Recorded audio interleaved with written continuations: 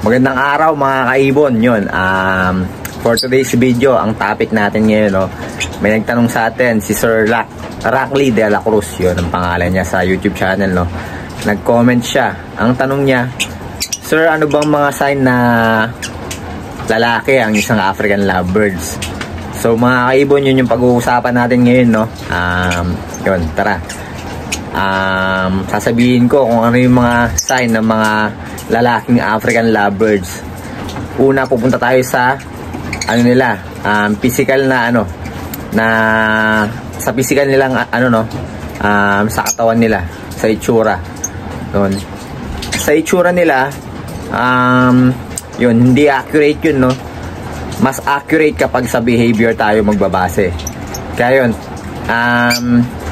i-distinguish natin yung sa physical nila at saka yung sa behavior nila ng mga lalaking African lovebirds. Yun, pag-usapan natin yan mga kaibon. Tara.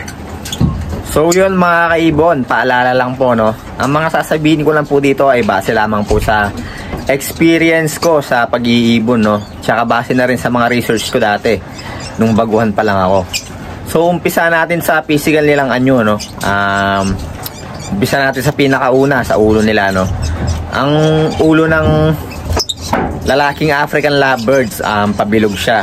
Hindi katulad ng hen na pasapad ang ulo ng mga African lovebirds, no. Yun, sa kak na African lovebirds sa lalaki, yun, ano, pabilog yung ulo niya, no.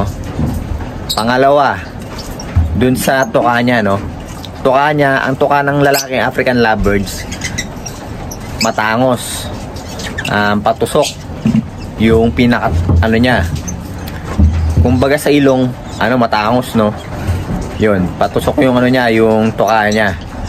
Hindi katulad ng sa babaeng African lovebirds, sa hen na palapad. Yun, sa lalaking African lovebirds daw ay to, base sa research ko to, tsaka sa experience ko na rin sa mga ano, mga lalaking African lovebirds natin dito. Yun, patusok yung ano nila, kumbaga matangos pag ganyan, no. Yan, yung tuka nila. Hindi katulad ng sa hen na palapad yung tuka, mas malapad yung tuka ng mga hen. So pangatlo, sa physical, ano pa ba, kapag nakadapo sila sa ano, sa mga perch, makikita nyo yung paa nila, dikit, no, dikit yung mga paa nila kapag nakadapo sila sa perch. Di katulad ng sa hen na maluwang ang pagkakaano niya.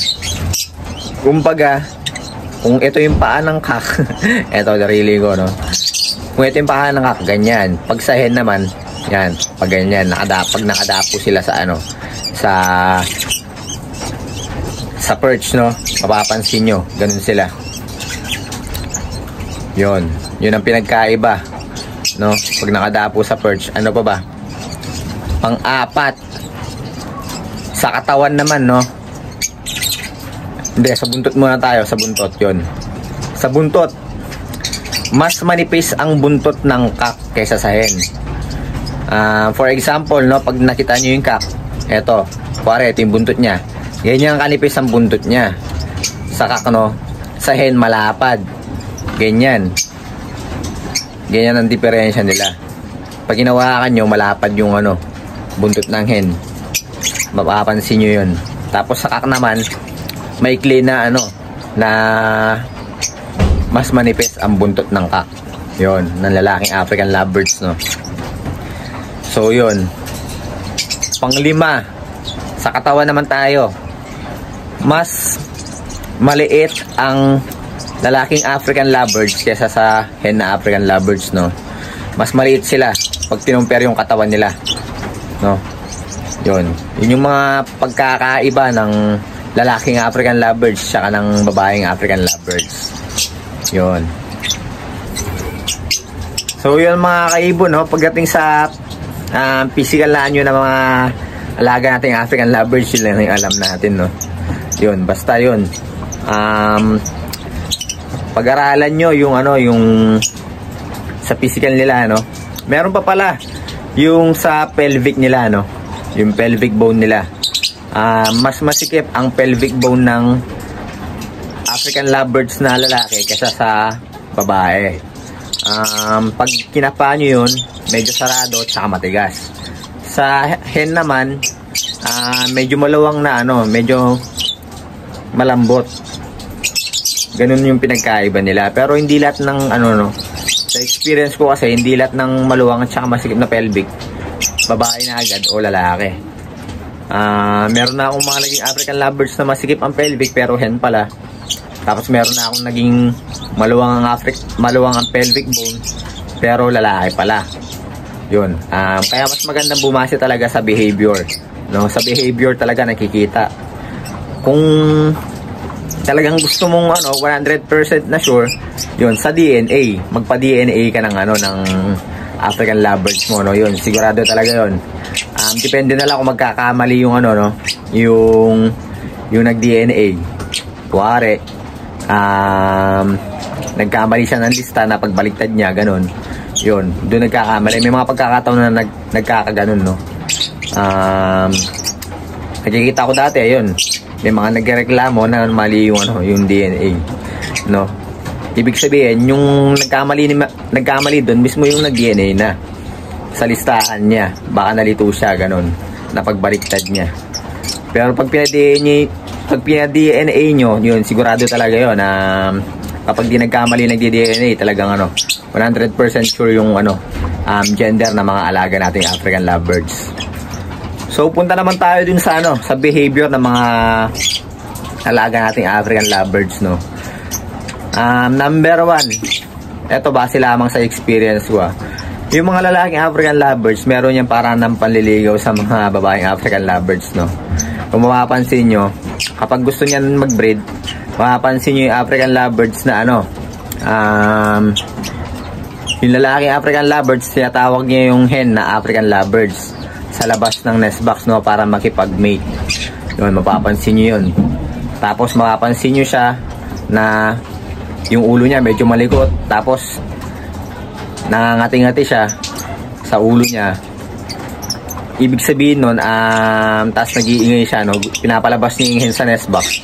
Gusto niyang makipag-mate sa niya, no, sa ka-pair niya na African lovebirds. So yun yung yun yung number 1 natin, no, sa behavior.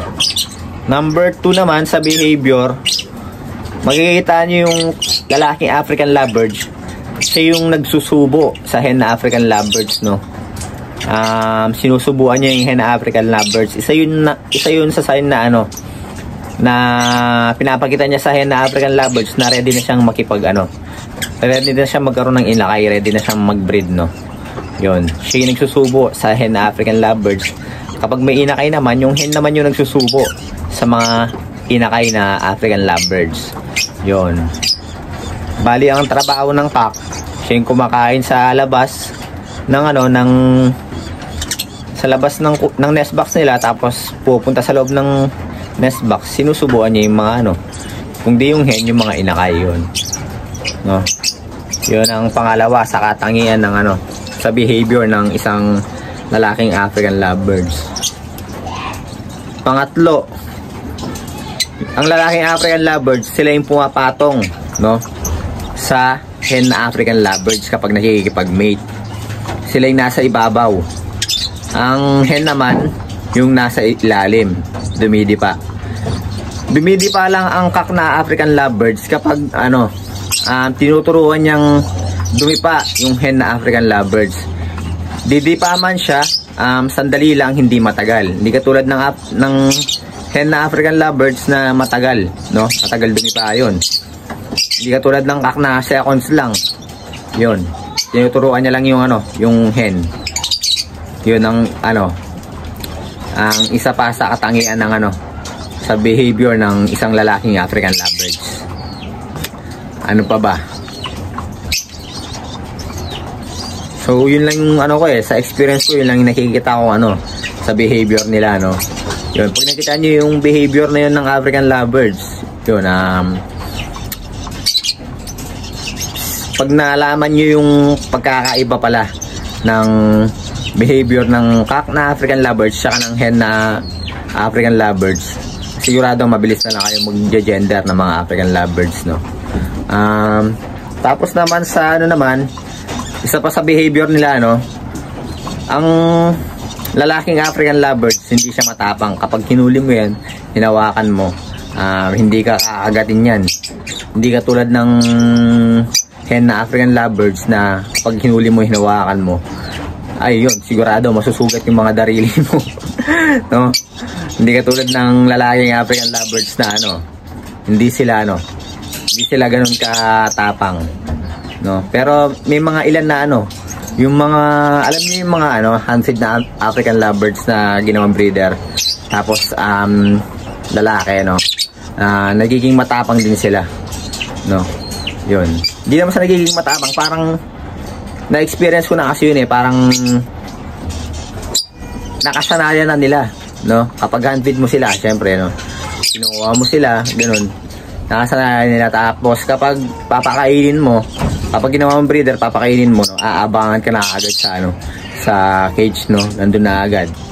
Tapos ano na agad sa kamay mo, kakagatin ka, kahit ano pa yung lalaki or babaeng African lovebirds. Pero mas matapang talaga yung mga ano, yung mga hen na African lovebirds, yun. So isa pa sa katangian ng ano, no, ng mga lalaking African lovebirds, no, sa behavior, hindi sila masyadong marunong mag-nesting material.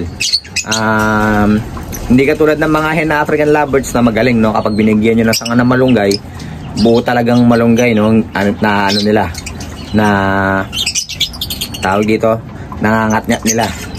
Hindi katulad ng mga lalaking African lovebirds, hindi sila marunong mag ano, nesting. Nangangat-ngatin man nila yung malunggay, ano lang, tawag dito, siguro hanggang kalahati lang, ganun. Tapos hindi sila matyaga, hindi sila nag-nesting ng matagal. Hindi katulad ng hen na African lovebirds, talagang uubusin yung malunggay. Ganun ang hen na African lovebirds, no? Saka ang lalaking African lovebirds. So yun ang mga katangian ng mga lalaki nating African lovebirds, mga kaibon, no? Ano pa ba? Sa experience ko, yun lang naman yung mga na-experience ko, no? Dito sa ibunan natin, no? Nagbabase ako sa ano, sa pag nasa flight cage sila ganyan, nagbabase talaga ako sa behavior. Doon ko tinitignan yung mga lalaki at babaeng African lovebirds, no? Tinitignan ko yung pagkakaiba nila. Hindi ako nagbabase sa itsura kasi ano, sa itsura, yun, hindi accurate. Mas accurate yung sa behavior talaga. Yun. Isa pang katangian ng ano, sa behavior ng African lovebirds, no, na lalaki. Makikita nyo ang African lovebirds na lalaki, lagi lang yan nakabantay sa perch, no, doon sa labas ng nest box nila. Ang hen naman, lagi nasa loob ng nest box yan. Kapag nagbe-breed na yan, lagi silang ano, lagi nasa loob yung hen na African lovebirds na hen. Tapos ang cock naman, lagi lang nasa perch yan. Papasok lang yan ng nest box kapag gabi na, kapag matutulog na. Yun sa experience ko, ganun yung mga ano, yung mga lalaki natin, African lovebirds, no. Yung hen naman, kapag malapit na mangitlog yan, lagi nang nasa nest box yan. Yun. Lalabas lang yan pagkakain siya. Ganun ang hen na African lovebirds. Ang lalaki naman, nasa perch lang yan palagi, nakabantay, no. Nakabantay lang siya doon. So parang guard siya. Nagbabantay lang sa labas ng ano, nest box. Papasok lang yan kung ari kapag ano, nilapitan mo, yun, papasok sa ano, loob ng nest box. Kasi ano, mailap sila, ano. Ganun ang behavior ng mga alaga nating African lovebirds. So mga kaibon, yun ha, sana may natutunan kayo, no, sa ano natin, sa video natin para ngayong araw na to. Maraming salamat kay sir na nagtanong, no, at nagkaroon tayo ng topic para ngayong araw na to, no. Yun, hanggang dito na lang ang ano natin, mga kaibon, mga kalapatid, sa vlog natin para ngayong araw na to. So sana may natutunan kayo, yun. Paalala lang po, no, base lamang po sa experience ko yung aking sinasabi, no. Tapos ano, huwag nyo pala kalimutan follow doon sa ano natin, bago nating FB page, no. Tsaka mag-subscribe dito sa YouTube channel natin para ano, may chance kayong manalo ng mga free raffle birds natin, yon. Maraming salamat mga kaibon, mga kalapatids. Ingat and God bless po sa inyong lahat.